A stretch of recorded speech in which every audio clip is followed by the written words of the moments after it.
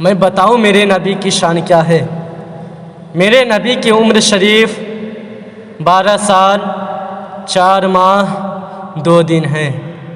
حضور کے دادا کا وصال ہو چکا، حضور کے چچا جناب ابو طالب، آپ نے اپنے بھائیوں کو بلایا اور بلانے کے بعد کہا کہ میں تجارت کے لیے جا رہا ہوں۔ اس بات پہ توجہ دیجیے گا، میں تجارت کے لیے جا رہا ہوں۔ جب یہ کہہ کے چلنے لگے، اٹھنی پہ بیٹھے، اٹھنی کو بڑھایا آگے لیکن اٹھنی نہیں بڑھی۔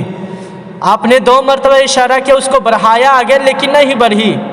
آپ نے جب تیسرے مرتبہ مڑ کر کے آگے کی طرف دیکھا تو میرے حضور اس کی نکل پکڑ کے کھڑے تھے۔ میرے حضور اس کی نکل پکڑ کے کھڑے تھے۔ چچا اتر آئے نیچے اور حضور کو سینے سے لگا لیے، کہتے کیا بات ہے بھتیجے؟ میرے نبی کے آنکھ میں آنسو آ جاتے ہیں۔ کہتے چچا آپ مجھے کیوں چھوڑ کے جا رہے ہیں؟ میرے تو آپ کے سوا کوئی ہے بھی نہیں، بس آپ ہیں جن کے گود میں میں رہا کرتا ہوں، آپ مجھے کیوں چھوڑ کے جا رہے ہیں؟ تب چچا نے کہا تھا بھتیجے راستہ لمبا ہے، تم اتنا لمبا سفر کیسے کرو گے، تھک جاؤ گے، اس لیے بیٹے تم آرام کرو۔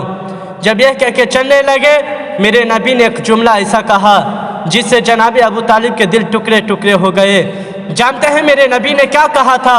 میرے نبی نے فرمایا تھا چچا کاش میرے باپ عبداللہ زندہ ہوتا تو مجھے چھوڑ کر نہ جاتا، میں اپنے باپ کے ساتھ سفر کرتا اور میں یہاں تنہا بیٹھ کر نہ روتا۔ اللہ اکبر، اتنی باتیں کہی گئی ہے۔ جناب ابو طالب اترے ہیں سواری سے، حضور کو سینے سے لگایا ہے، اس کے بعد آپ بیٹھے ہیں سواری پہ، حضور کو آگے بیٹھایا ہے۔ اب جب سواری کو چلایا، سواری دوڑتی ہوئی جا رہی ہے، میرے نبی کو جناب ابو طالب لے کر جا رہے ہیں۔ آؤ تمہیں ایک بات بتاتا چلوں، ایک راہب ہے جو 400 سال سے میرے حضور کی آمد کا انتظار کر رہا ہے۔ تاریخ میں اس کا نام جرجس ملتا ہے، اس نام کا وہ راہب ہے۔ 400 سال سے وہ اپنی کتاب میں پڑھا تھا جو آخری نبی ہوگا وہ اس درخت سے گزرے گا اور اس کی شان یہ ہوگی کہ جدھر جدھر سے وہ گزرے گا اس کے اوپر بادل سایہ کرے گا۔ اللہ اکبر، اس کو درخت کا پتہ تھا، اس نے درخت کے سامنے اپنا گرجا گھر بنایا اور 450 سال ہو گئے مصطفیٰ کی راہوں میں بیٹھے ہوئے۔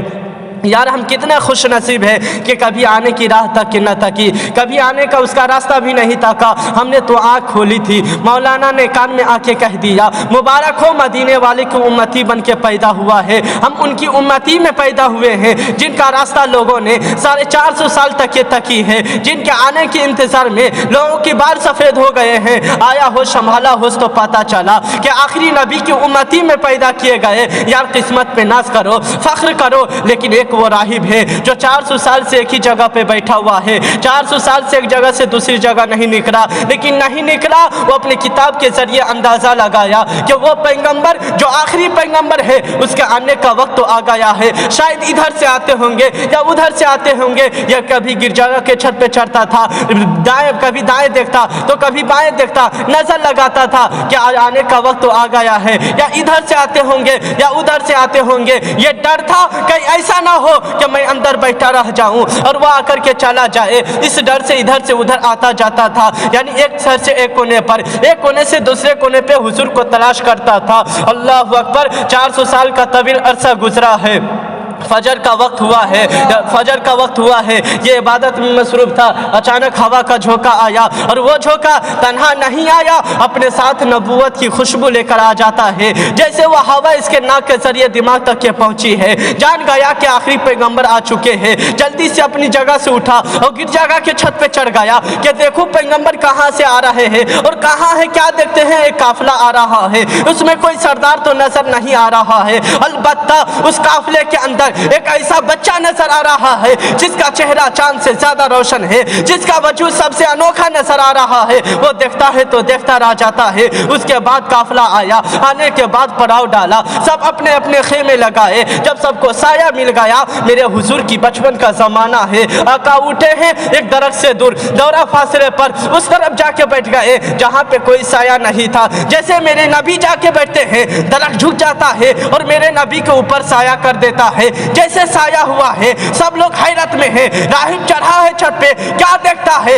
आज अजीब मंजर है कि जहां हर दिन दरख्त का साया होता था, आज साया वहां नहीं पड़ रहा है, बल्कि आज साया वहां पड़ रहा है जहां पे एक 12 साल का बच्चा बैठा हुआ है। वो देखता है तो देखता रह जाता है, देखकर दिल में आरज़ू पैदा हो जाता है, कब मिलूं, लेकिन मेरे हुजूर के जलवे अजीब थे। खुदा की कसम, मेरे मुस्तफ़ा की शान तो ये थी कि जुल्फ देखी है, कि नजरों ने घटा देखी है। अरे लुट गया जिसने मोहम्मद की अदा देखी है। नारे तकबीर, नारे रिसालत, मसलके आला हज़रत को बुलाया, सोचा कैसे मुलाकात करूं।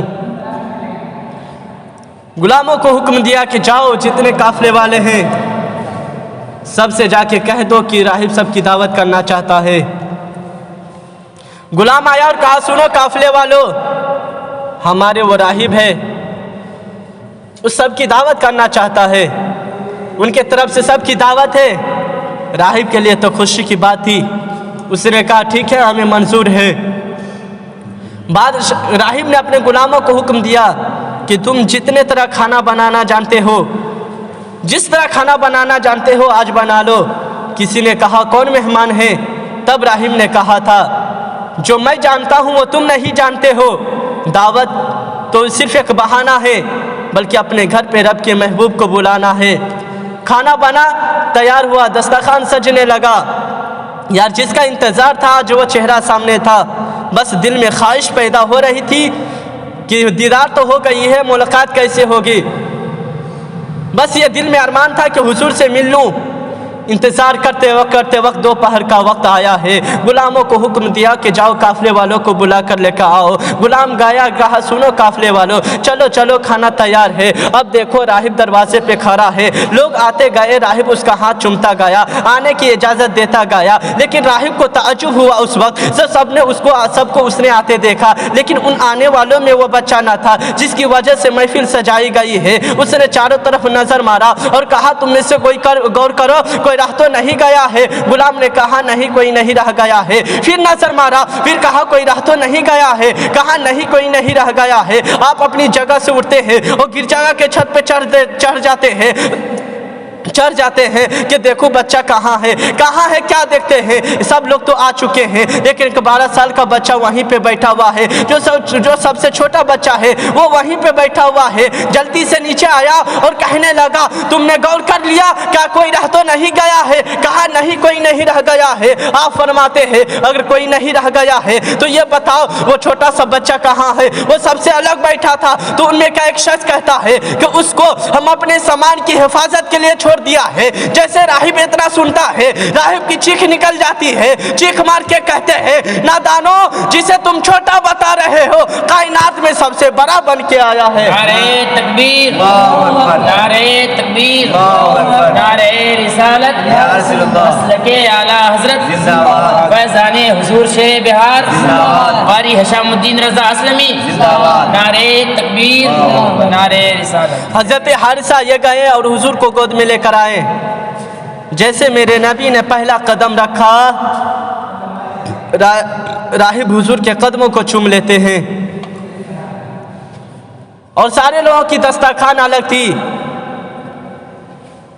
राहिब ने हुजूर का हाथ पकड़ा और अपने हुजरे में ले गया और गुलामों से कहा कि उनकी मेहमान नवाजी तुम करो, इनकी मेहमान नवाजी हम करेंगे। हुजूर को बैठाया, कहा हुजूर ये भी खाइए, ये भी खाइए। हुजूर ने तनाव फरमाई। जब सब काफिले वाले खा चुके, काफिले वालों ने कहा राहिब अगर इजाज़त हो तो मैं जा सकूं? कहा ठीक है, अगर जा सकते हैं। जब सब लोग जाने लगे, मेरे हुजूर भी जाने लगे। राहिब हुजूर के हाथ को पकड़ लेते हैं, हुजूर के हाथ को पकड़ लेते हैं। कहा आप नहीं जाइए, आपसे कुछ बातें करनी है। हुजूर को बैठाया है। कहा साथ में कौन है? जनाबे अबू तालिब आ गए। कहा तुम इस बच्चे का कौन लगता है? कहता मैं इसका बाप लगता हूँ। कहा ये नहीं हो सकता। कहा किस लिए?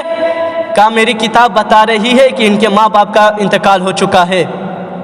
کہا کس کتاب کی کہانی ہے؟ اس نے کتاب اٹھائی، ورق پلٹتا جا رہا ہے، حضور کا جلوہ دیکھتا جا رہا ہے، ورق پلٹتا جا رہا ہے، حضور کے چہرے کا دیدار کرتے جا رہا ہے، کتاب پلٹ کر بند کر دی ہے۔ اس کے بعد آپ فرماتے ہیں تم جانتے ہو جناب ابو طالب یہ بچہ تمہارے رشتے میں کون لگتا ہے؟ کہا نہیں میں نہیں جانتا ہوں۔ کہا یہ تمہارے رشتے میں بھتیجا لگتا ہے؟ کہا ہاں ہاں یہ بھتیجا لگتا ہے۔ کہا یہ بتا تو بیٹا کیوں کہا تھا؟ کہا اسے میں بیٹے کی طرح پالتا ہوں۔ کہا تم جانتے ہو یہ بچے کی شان کیا ہے؟ کہا میں نہیں جانتا ہوں، بس میں اتنا جانتا ہوں کہ جب سے ہمارے گھر میں آئے ہیں اور جس دن سے دسترخوان پہ ہاتھ لگا دیے ہیں، پیدا کرنے والے کی قسم جب سے یہ ہمارے دسترخوان پہ ہاتھ لگائے ہیں، میرا پریوار تو کیا اگر شہر کے سارا لوگ کھانا کھا کر چلا جائے کھانا ختم ہو ہی نہیں سکتا ہے۔ نعرے تکبیر، نعرے رسالت، یا رسول اللہ، مسلک اعلی حضرت، زندہ باد، تاریخ شام الدین اسلمی،